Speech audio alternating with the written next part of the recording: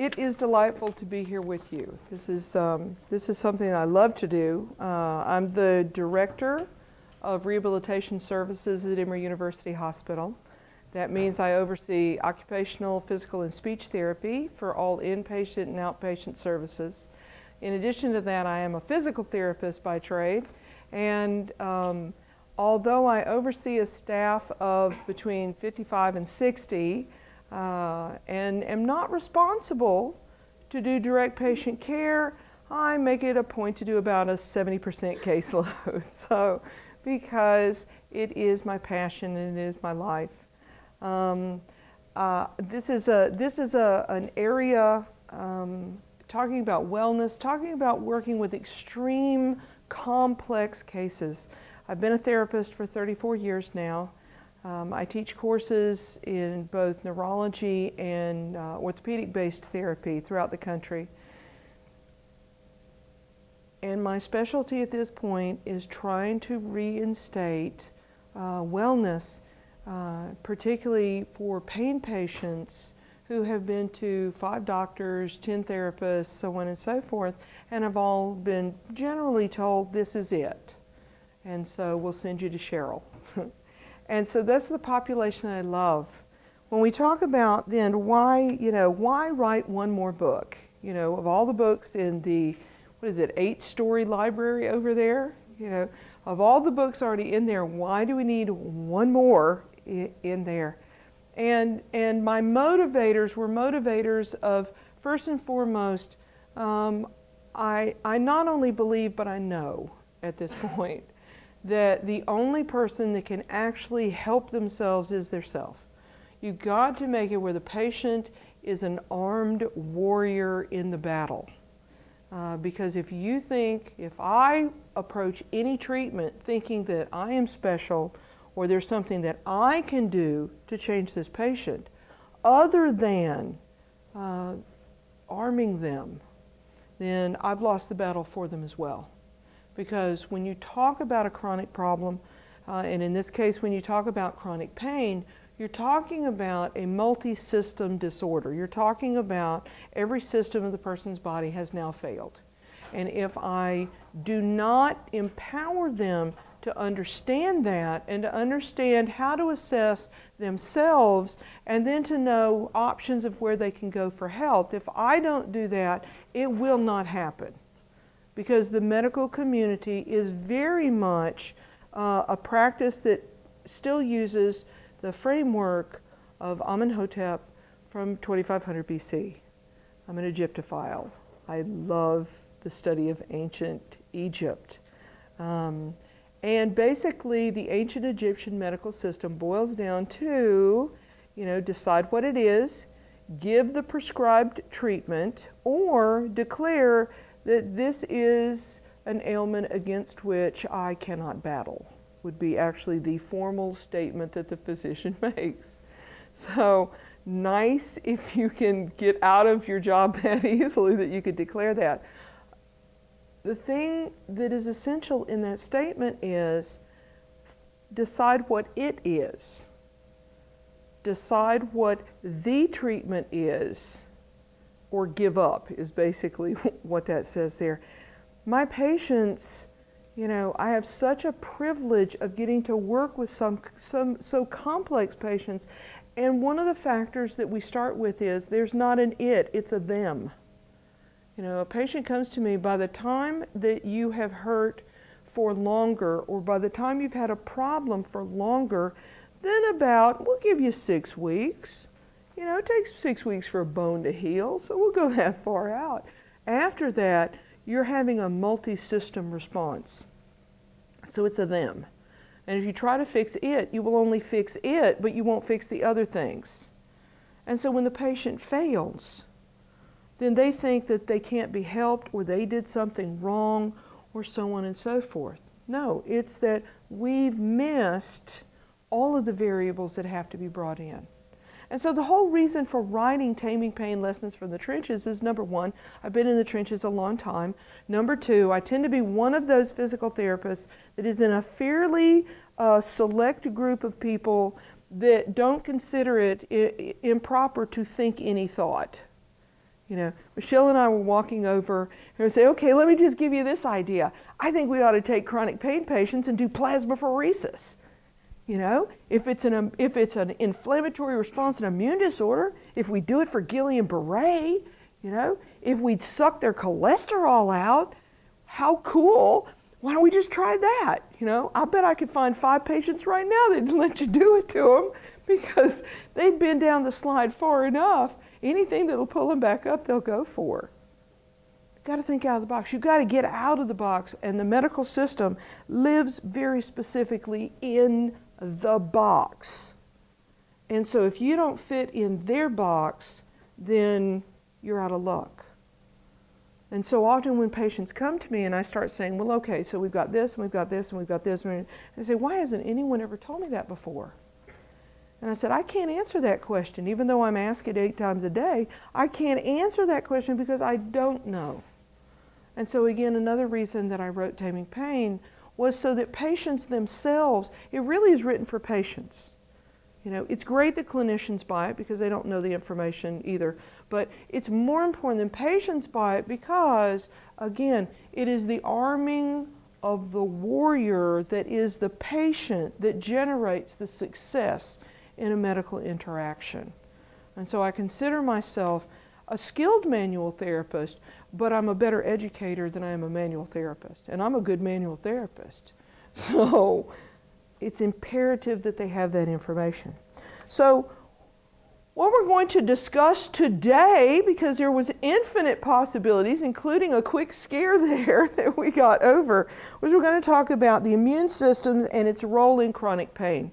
So in doing that, the first thing that we want to look at is, if we talk about the immune system, then we have to begin by quickly mentioning we've got cellular metabolism, the generation of free radicals, and the cellular damage that occurs because of that. Because that's fundamental to our discussion, particularly if we're talking in this case on our chronic pain patients. So very simply, we breathe air. We breathe air to get atoms of oxygen. We breathe atoms of oxygen because we need energy to run the machine. And to run the machine, we have to rip an oxygen electron off of the atom, and the act of doing that generates energy, and that fuels the system and away it goes. That sounds great, and we call that oxidation, and that's fabulous. The problem is, in the process of doing that, you've now just made an unstable atom, and we call that a free radical. That's as hard as it is to understand what a free radical is, but it took me a number of years to get to that point. But that's all it is. So we make these unstable molecules just as a secondary side effect of using oxygen to fuel the biological machine that we are. But a free radical doesn't like to be radical. It's got a free space, and it's radical to fill it. And so it's going to go to whatever molecule that it can, and it's going to steal from that one to bring that on board. All right? The ones that it likes the best are fat molecules, anything in fat. And so the cell membrane itself is a lipid-based structure, so a fat-based structure, that is riddled with the oxygen atoms, and so it goes and it just rips one off of there. Now the good news is that makes the free radical not a free radical anymore, and it's just happy. It's just, I'm happy. But now you've got an unstable atom in the membrane, and what is the cell membrane supposed to do? Supposed to hold the good stuff in and keep the bad stuff out. I like living my life with simple descriptions of things as opposed to the more complex ones. Well, now you've basically poked a hole in it, because if it's a free radical in the cell membrane, now you've got what we call a leaky membrane in the business. So we have opened it up for the good stuff to get out, and more importantly for the bad stuff to get in. All right?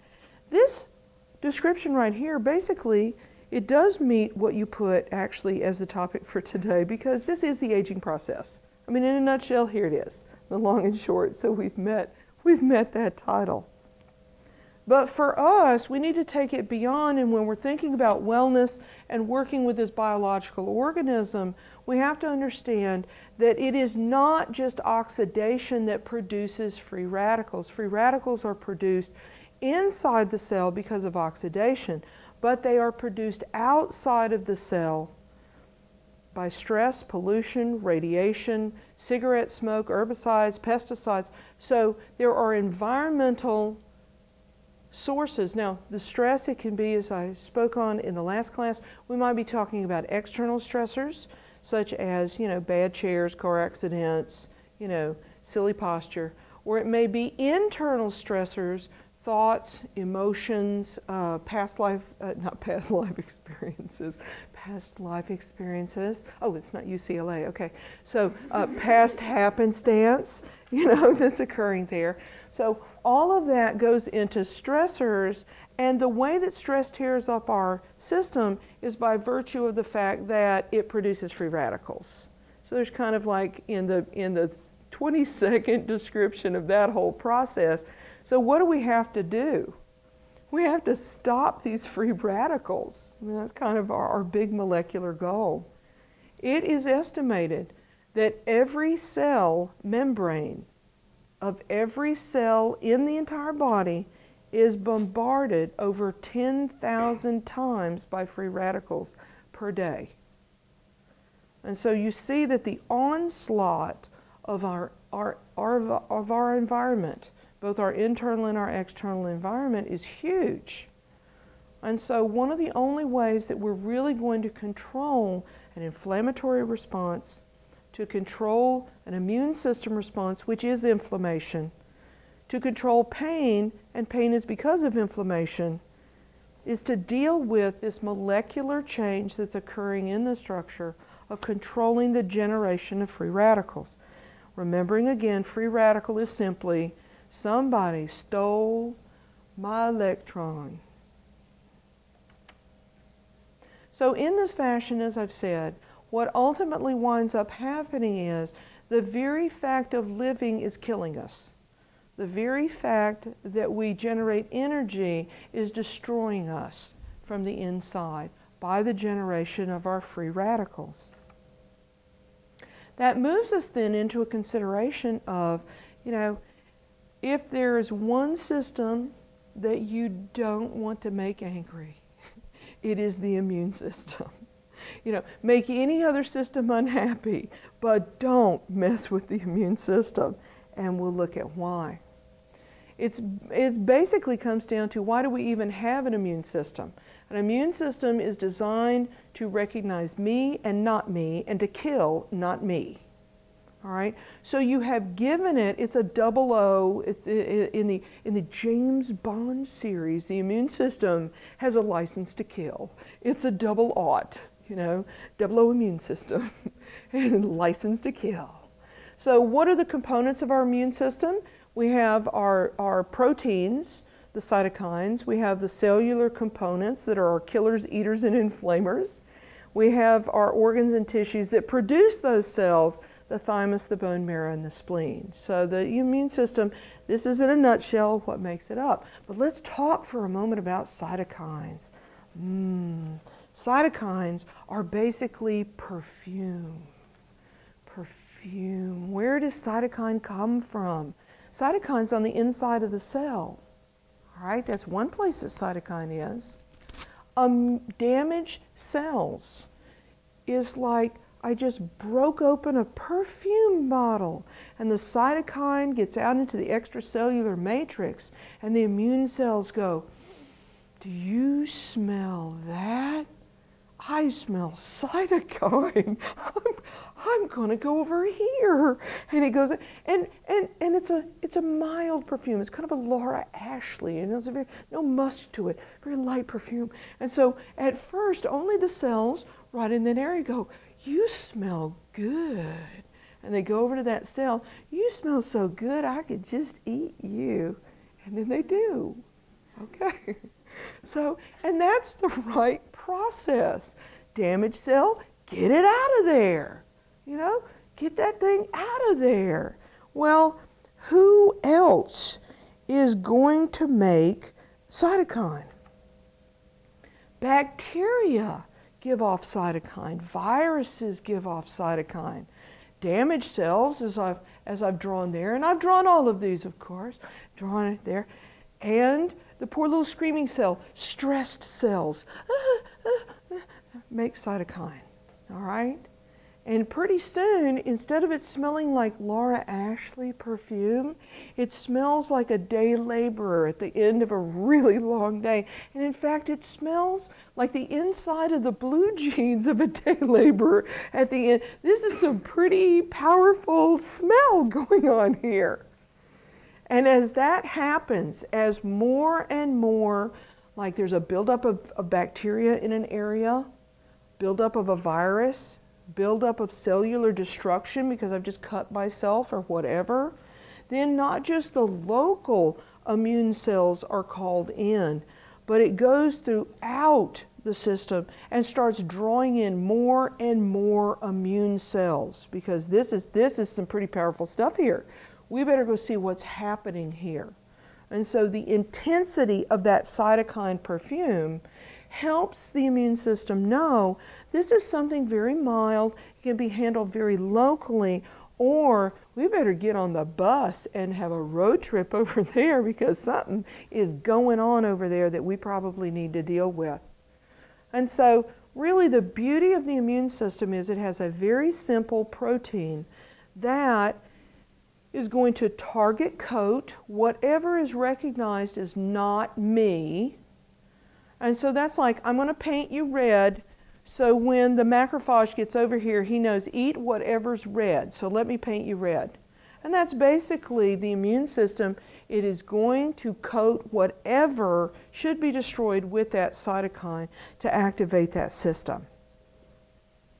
So really, in a nutshell, and I'd like to praise myself for just a moment for this slide, because I don't know of many people that can take something that would fill a 500-page book and put it into one illustration for you. Polite golf applause, don't you think? I mean, polite golf applause. So this is, in a nutshell, this is the immune system. This is to protect us and will kill us, is what this is. So as you can see, starting from the left-hand side, you know, and they're even putting out a little smell. See how there's a little smell coming off that virus? Right there, a little cytokine perfume there. Viruses, bacteria, damaged cells, stressed cells, they all release cytokines. The cytokines then are going to attract and activate the immune cells. The immune cells each have an individual type of problem that it is designed to deal with. Eosinophils, for example, are destroyers, and they're going to destroy certainly stressed and damaged cells, but also, as we'll see in another slide, they can destroy absolutely healthy cells. All right, so the eosinophils are your destroyers. Your T cells turn into killer T cells. That's what that guy is, and they can kill those same cells. So at a cellular level, those are the big guys. Your neutrophils like to eat bacteria and viruses. Your macrophages like to eat stress cells and damaged cells. And by eating it, they dissolve it to get it out of the environment. I mean, we don't need all of this stuff in here. We need to clear it out of the way so that we can put healthy tissue back in here. And then you have your mast cells, and your mast cells release histamines to keep this inflammatory process going. So you have all of the fluids and cells in that area. All of these cells release cytokine. All of your immune cells release cytokines. The eosinophils, the killer T cells, the neutrophils, the macrophages, the mast cells. And that is what that arrow is going back up to. The immune cells release cytokine, which then activate and attract immune cells, which then cause all of that killing and eating, and then that releases some more kind of cytokines, and they're just, so hopefully you can see from that, from a very simple process of, here's a dead cell, let's go over, let's kill it, let's eat it, and let's move back to a state of wellness, that it can go terribly wrong. And when it runs out of dead and stressed cells and bacteria and viruses to eat, says, well, heck, we got all these perfectly good cells over here, these nice little heads, let's eat them. And so it's on. It's a cytokine banquet, and they're just going to, and that's what an autoimmune disorder is they've run out of what they no longer can discern. This is me, and this is not me. And so they kill everything that they get to, all right? So they will kill not me, but now they begin killing me. Autoimmune disorder. Once the immune system gets on this killing spree, which we call a cytokine storm, no cell in the body is safe, and no system in the body is safe. And so in the medical community, when we have patients that start having multi-system failure, what we know that we have underlying it is a fundamental loss of purpose, if you will, in the immune system. And so now it's progressively eating and destroying all of the other cells and tissues and systems of the body. It's activating them. All right?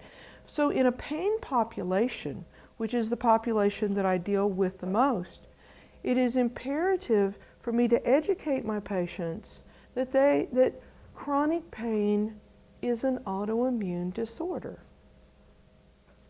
And so what that means is it is a disorder that we now must manage.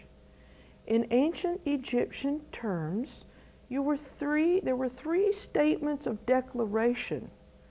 The first statement of declaration is, this is an ailment which I can treat. The second statement was, this is an ailment against which I will battle. The third statement was, this is an ailment against which I cannot battle. And so when the immune system is doing what it's supposed to, we're really in the first declaration. This is an ailment which I will heal, which I will treat. The second declaration is, once it hits a cytokine storm, this is something now, chronic pain is something that we must now battle. Could an individual have chronic pain and not have an immune disorder? They could have chronic pain because they've still got a tiger biting them in the butt. You know, that tiger can bite you in the butt as long as that tiger wants to bite you in the butt. And that could be 10 years later. There are, in other words, mechanical issues that can be wrong and can stay wrong, but nothing can stay wrong for this long and not have some part of your problem be an autoimmune response. So we need, in all cases with patients, and I believe, not just in chronic pain, but I believe a pain state, anything that goes on longer than 3 days, which is kind of the cycle up, cycle down for the immune system. I mean, it doesn't take many days for it to go in, clean it up, and then say, okay, now heal it. You know, we're moving on out now. Bring in the fibroblasts, let the connective tissue party begin, and let's just heal this area. That's all we need. We're done. We're out of here. That's about 3 to 5 days. I mean, it just doesn't take a whole lot of time for that process. So I believe even what's called acute pain has an immune system component to it, but it's still in that this is a condition this is a condition which we can heal. This is a condition that I can treat, but not if I don't know that it's happening. So in all cases, when you deal with a system under stress, whether it is pain, acute or chronic, whether it is asthma, whether it is a cut on your foot, it doesn't really matter what it is. We have to recognize that the immune system is supposed to be activated from the first moment. And we as clinicians must judge, is it going well or is it starting to run amok into the body? So again, just another kind of schematic for you to look at that highlights how do we go from simply trying to breathe air to tissue destruction.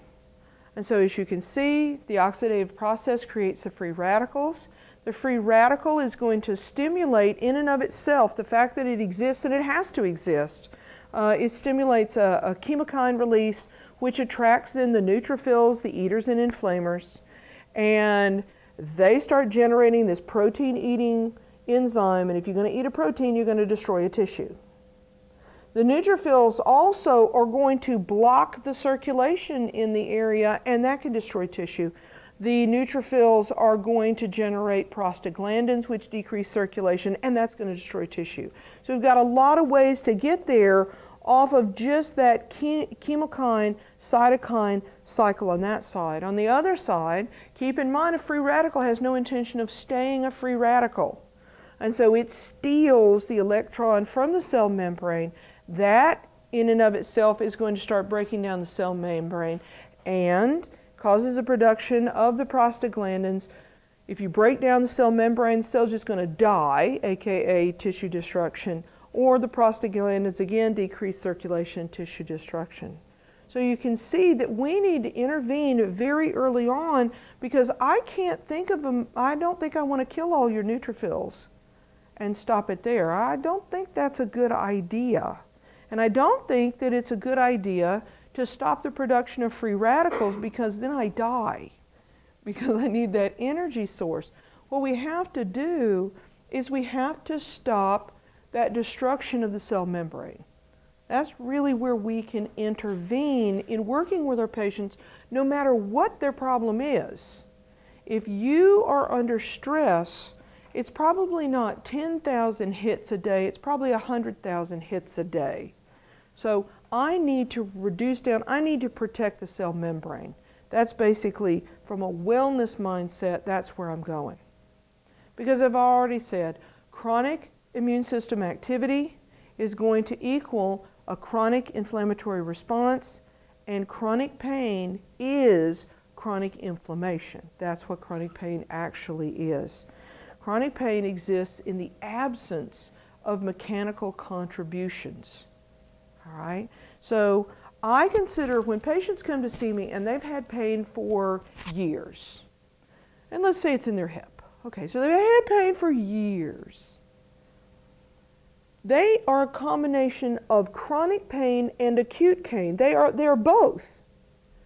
If they have a mechanical problem, then they are behaving using the mechanisms of acute mechanical problems.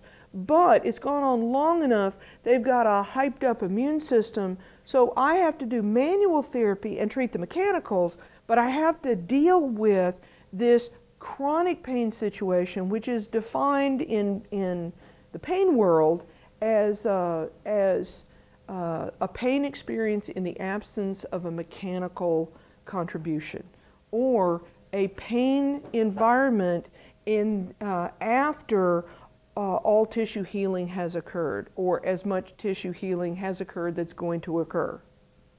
All right? And so as a clinician, every patient that I see, whether you've hurt for 5 days or whether you've hurt for 5 years, you are both acute and chronic pain to me. I want to manage that immune system before it runs amok. And I don't care how long you've hurt, I know you still have mechanical issues. So that understanding underlies helping people that generally do not get helped. So if I want to protect the cell membrane, if I want to stop chronic inflammation, which is this cytokine storm situation, then from my perspective, the best way to do it is to eat the foods that put out fires. We love eating pills because we like doing quick things. We like quick things. So I'm going to take a multivitamin, and then I think I'll take a calcium supplement, and somebody told me you have to have magnesium to use calcium, so I'll take a calcium magnesium supplement. How great is that? And I am so clever. Do you know what's in Tums? Calcium. I think I'll just take Tums and make that my source of calcium. And I am so clever. And I can go to Wikipedia, and I know all things. Okay. The problem is it's not that simple, it's not that quick, it's not that easy. Whether you are a religious person or not, I myself am a fairly religious person. And so I believe God provided food because He knew the packages we should be taking them in on better than Dow Chemical. Okay? Now, I love drugs. I think drugs are wonderful. I think Dow helps you do great things. And so there are times that I want you to take this pill, and I think you should take that pill. But you know, what you really should do is to eat food as if it were a nutrient, not a filler. And that would be really special in this culture. So let's talk about that a little bit now. Very simple. I have just a few slides here, and then we're going to go into our Q&A. So we've got lots of time to talk. Number one, I decided not to go into too much detail because I can always add in, I can stand here and talk for about, 60 hours. You know, that would be fairly easy for me to do on this topic. So I put a general slide so I could look at my watch and decide how much time I had to expound on. The first thing, and you've read it in Taming Pain, is, that whole section is called Inflammation, the Immune System, and the Guts. Because your immune system, by and large, lives in your GI tract. Now, why do I say that? Because it really lives all over your body, doesn't it?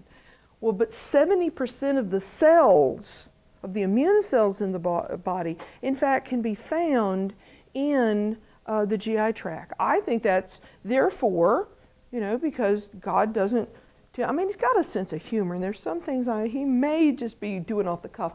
But generally, I think if 70% of my immune cells are in my GI tract, it's probably because 70% of the things that are trying to kill me are coming in my mouth. Would that make sense? It's like, let me just locate the guys right here. And so, GI health equals immune system health. GI health equals anti-inflammatory. That's what that means. So if you don't have a healthy GI tract, and there's not a chronic pain patient with a healthy GI tract, coincidence? I don't think so. So, in the book it talks about food allergies, so let me take a moment to talk about food allergies. If you have an inflamed GI tract, how does the GI tract get inflamed? It gets inflamed because something happens. We get a virus and it inflames it, food poisoning. Something happens and the lining of the lumen inflames. When the lining of the lumen inflames, the pores get bigger. Now, how many of you have ever had an I'm embarrassed response on your face? Your face goes red, okay? And have you ever looked and noticed that your pores are like really big? Have you noticed that? Well, it's the same thing in your GI tract. When it's inflamed, the pores get really big. The problem for that is that our food is supposed to be broken down to a certain size. Again, the pores are the size they are probably for a good reason. So that when your food is broken down and it goes into the GI tract, then the body says, oh, that's food. That's good mood food. and it goes to the cells and everybody's happy. Bacteria are a certain size. So food molecules correctly dissolved are smaller than bacteria and viruses, and probably because it would be hard for your immune system to tell the difference between a bacteria or a virus and your food if they were the same size, right? And then every time you eat, you would be attacking yourself. Well, in fact, that's what happens when you develop food allergies. And how do we develop food allergies?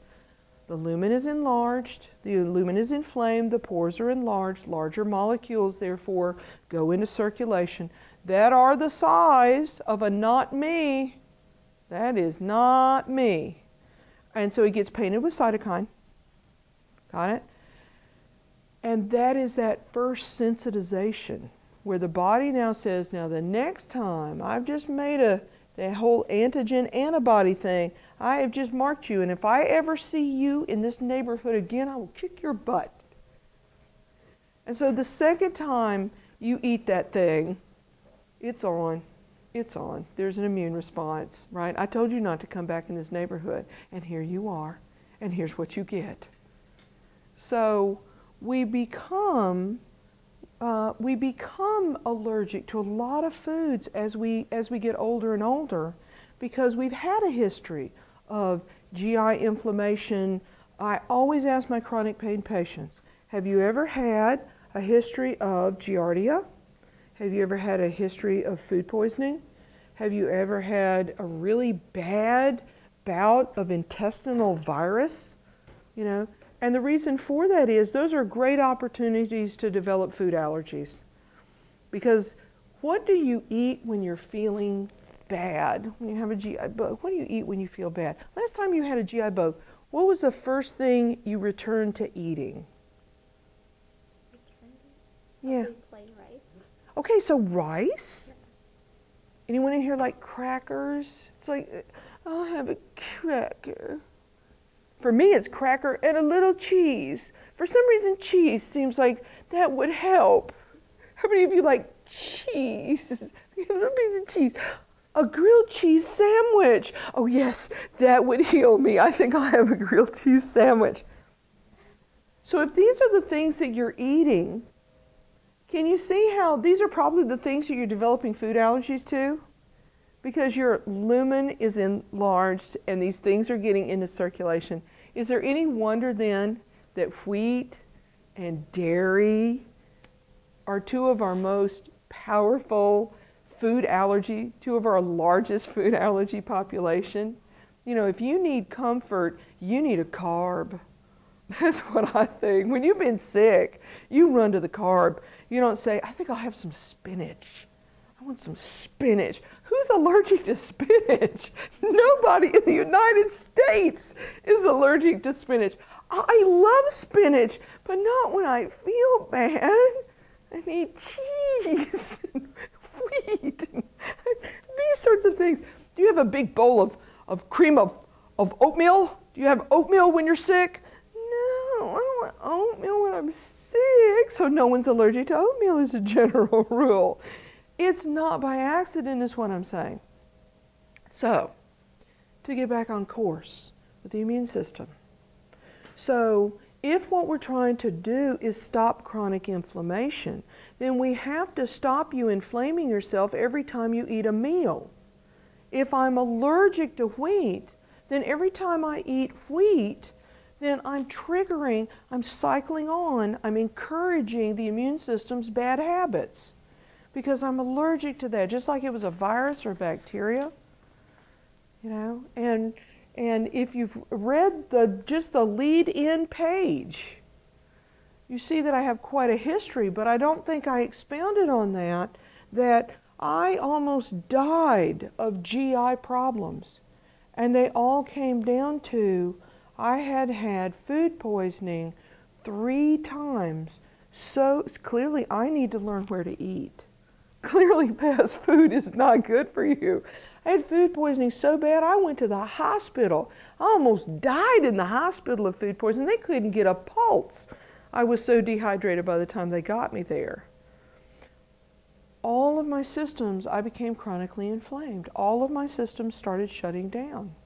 And it wasn't until I went to an allergist and I said to him, because the doctors couldn't help me, because it's too many systems wrong. If it's not one thing, you're out of luck when it comes to a doctor, you know. You go to 5 doctors, it's 5 different things, you know.